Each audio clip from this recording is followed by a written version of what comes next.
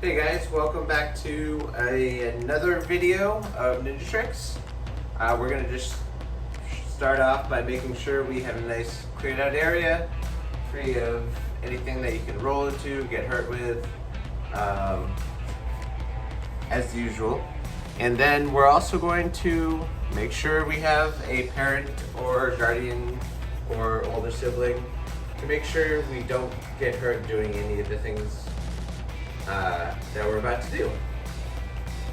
For the most part, everything we do is very safe, but use your discretion and also, like I said, get your parent or older siblings permission. So first, we're going to start off with some stretches. We're just going to bring out our, we're going to actively stretch actually. We're going to do some warm-up stretches, nice and slow, and we're just going to twist our body.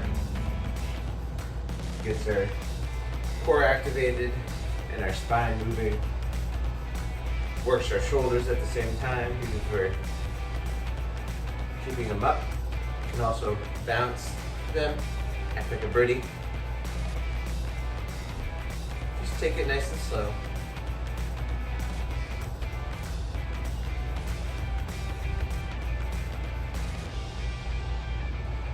Alright, now we're gonna move our legs, bring our knees high up.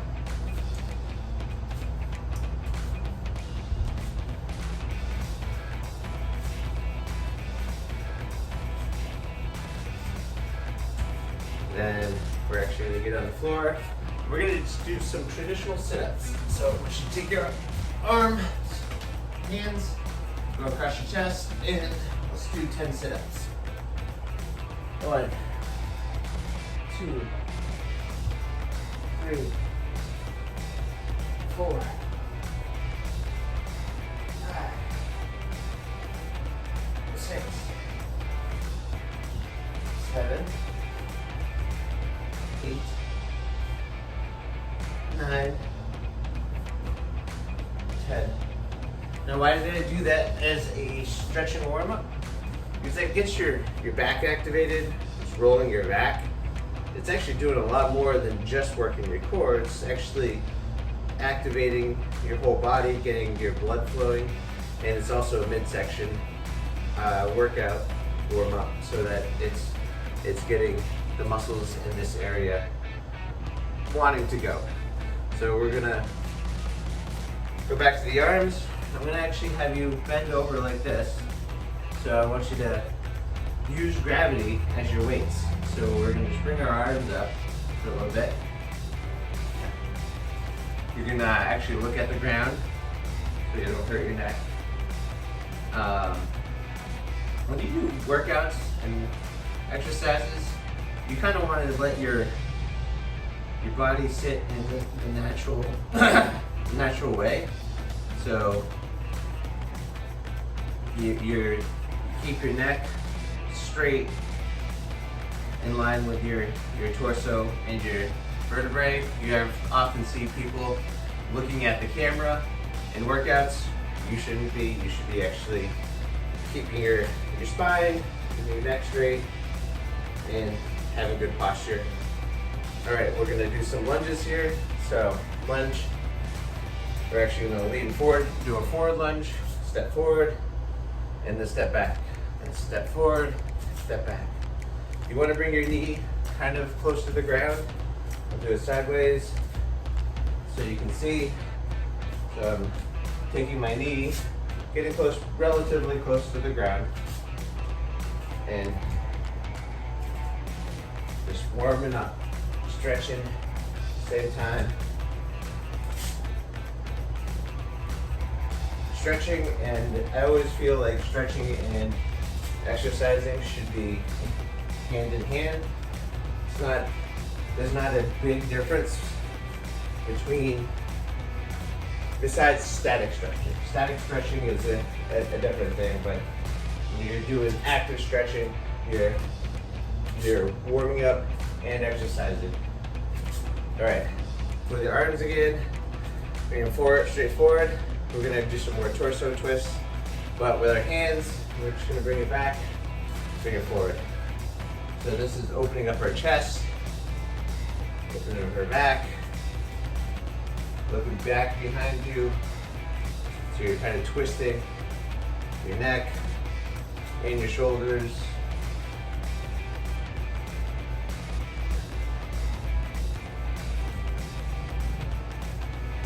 Your arms, everything's going. And like I said, we're just taking it nice and slow. No need to rush right now.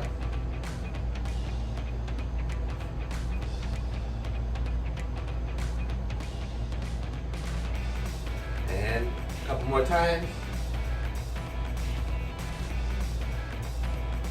All right, so now we're gonna do some butt kicks.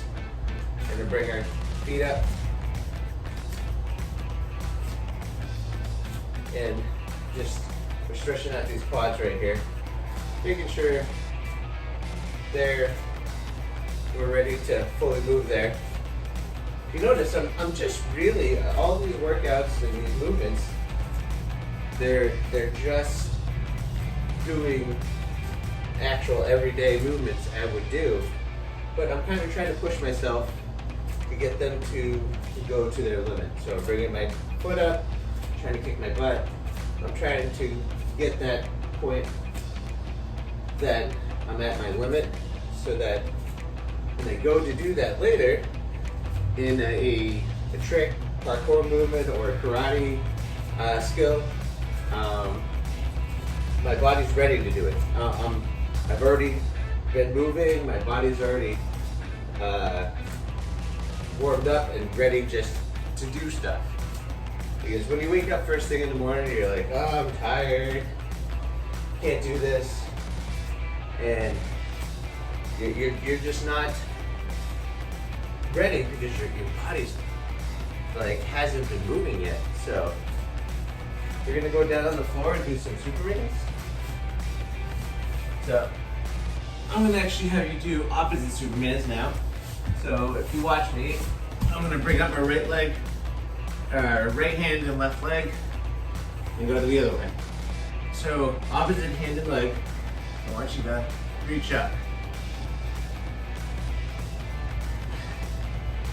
Because when you bring up the opposite, you're kind of twisting your body. You're using those muscles as well as stretching out the front, your front. I think that's very often ignored. A lot of people are like, oh, let's just do push-ups and sit-ups every day for so many days.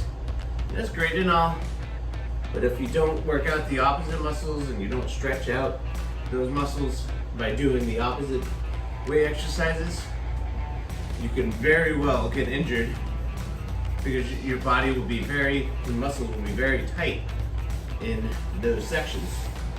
All right, so now, if you notice, I'm just kind of getting up, I'm stretching. This is called child's pose in yoga. You kind of just letting your body just relax in a natural state. You can actually spread the legs if you want. Bring your head down. It's a very comfortable yoga pose, and it's stretching out your hips, it's stretching out your whole body. It's just becoming a little relaxed. I know we're warming up, but sometimes for your muscles to stretch out the most they can, you need to be relaxed. You need for your muscles in your body just to let them free. So just hold that child's pose for a little bit. Breathe in, breathe out. I don't think I talk about breathing enough. Breathing is very important. Because if you don't breathe, you pass out and die. But yeah, you don't want to pass out. So breathe in, out. So in through your nose, out through your mouth. In through your nose, out through your mouth. I always had trouble myself with breathing. Let's just do a light jog here. I'll tell you a little story. Let me tell you a little story. So, I always had trouble doing breathing, like, especially when I do runs and such. I tend to breathe in and out of my mouth. It's actually a very difficult thing to learn, to breathe in through your nose, out through your mouth. It's actually our natural way. I mean, if you look at your nose, it's a filter. It has little hairs and filters built into it. And you breathe out your mouth. But you have a natural filter coming in, and then your exhaust leaving out your mouth. And that actually helps cool you down, especially when you're working out. You're breathing out that cool air out your mouth and over your tongue, just kind of like a dog. We're not as effective as dogs at cooling down that way, but it's still, breathing out is an effective way of cooling down, because you're breathe in your hand and feel that hot air coming out of your mouth. And I've never been great at breathing. I always try to practice it myself and try to breathe slower, deep breaths versus panting. Because panting causes hyperventilation and can make you, like I said, pass out. So, all right. Thank you for doing the stretching and warm-up routine with me. Let's go on to the. All right, guys. So this week this cycle for karate, we're working on power. So I'm gonna actually, for our karate skill, work on a little bit of a power skill as well. I know Ninja Trix and our karate classes are different, but they're the same. We try to work on similar things at a similar time, because we reinforce these ideas, we get better at them. So we're gonna actually do a step behind side kick for our karate skill. The reason I like step behind side kick is not only is it powerful, but what else does it do? Okay, let's watch these start over here, and I'm gonna do a step behind side kick. So I'm gonna step and side kick. Now, fundamentals, all right? When you do a side kick, what's the first thing you should do? Okay, you're in guard stance. I'm gonna do a side kick with my front leg here. First thing you're gonna do is twist your foot. Correct. You want your foot twisted away from you. Not only do you want to not injure your knee, but you're anchoring yourself. And so when you're anchoring yourself, basically you're creating a stability point. You're creating that beam of stability to be front to back. So that now, technically, your body is meant to push forward, but if you try to move your foot forward, you're gonna break your knee. Look at this. See this? Yeah, you can't possibly kick forward, so you're gonna have to actually reverse your foot, and then we're gonna bring up our chamber, bring our leg out evenly, and kick out. All right? So we're gonna practice just turning our foot. Just turn the foot. You got that? Remember, aim behind you, because you want your stable point, like I said, to be, your foot is lengthwise, and you want to be able to push up behind, back towards you. So it's almost, it looks like a back kick, but it's a side kick, just because you're looking, your body is actually aligned, and if you actually kind of like see your hips, when you end the kick, are sideways. It's just that you bring that one foot back and you bring it out. And remember, just like any other kick, just like a front kick, you're bringing up your foot, or your knee, you're chambering, you're kicking out, kicking back in. So watch that movement. You're bringing up your knee, you're kicking out, bringing back the knee, and down, all right? So that's a basic side kick right there. Boom. Now, where do we get our power from there? It's okay, so think about it. You're bringing up your knee, you're bringing your torso, actually you're kind of twisting it back, and you're twisting your torso this way as you're rotating out that way. So you're getting your rotation through your torso and your legs and your whole body. Now, a step behind side kick, you step behind. Now, if you can see, my whole body is twisted. This foot is practically behind me now.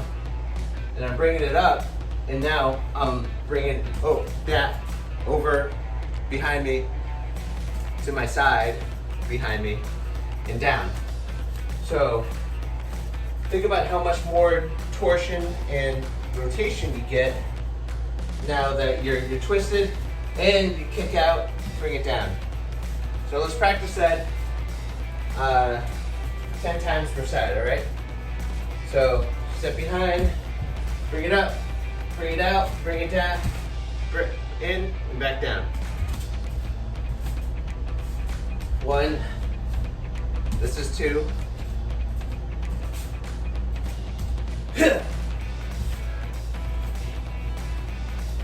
Back to breathing. 3. And then 4. We'll call it this 3.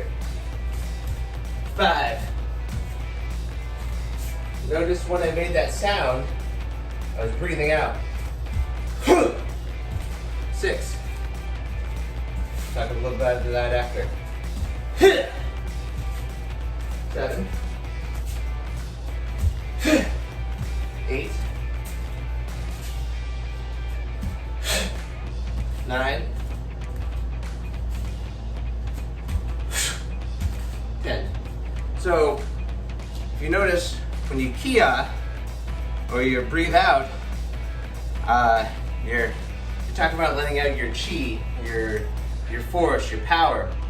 Well, that actually, if you notice, when you do exercise and the movements, you're breathing out. You're breathing out harder when you're flexing, and then you breathe out. Yeah. You breathe in when you're. So let me rephrase that. Sorry. So you go to lift up something, and then you breathe in, and then you breathe out when you do the heavy lifting. It's because you're contracting the whole body, so you're just letting out everything. You're breathing that energy in creating the extra power. So there's actually a lot of physiological stuff going on, not just so while they actually say you're using your chi or kia or whatever, you're actually doing that. You're actually releasing that energy. You're pushing it into those muscles, because your muscles need air to function.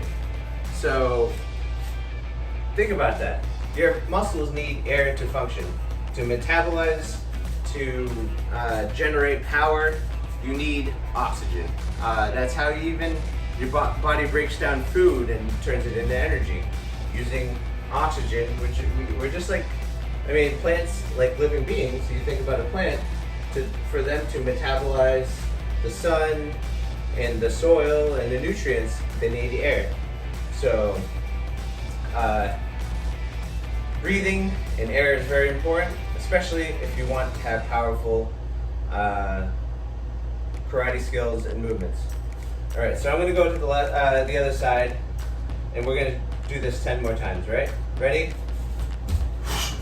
1, Remember to turn your foot before you do the kick.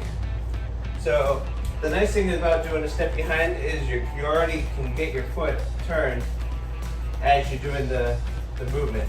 So let's go 9 more times. Quick. 2, 3, 4, 5, 6, 7. Remember to keep your hands up. 8, 9. One more. 10. All right. Great job. Hope you practice that karate skill a lot. The other thing I love, I forgot to mention about step behind side kicks, is that you're closing distance. So they're standing right there, you're getting right here, and you're at least, see how far closer I get. I'm probably at least 4 feet closer to that person, and I just unleashed a beast of a kick on them because it's a power kick. So. Hi, I'm Chris, and I'm going to be showing you guys the aerial. This is what it looks like. Alright, so there are different ways to express an aerial. There is a no-handed cartwheel or a upside down butterfly. So I'm going to show you guys the cartwheel first.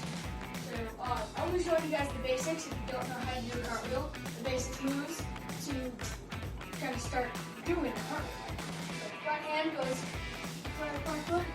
Back hand goes in front of the front hand. Back leg goes in front of the back foot, back hand.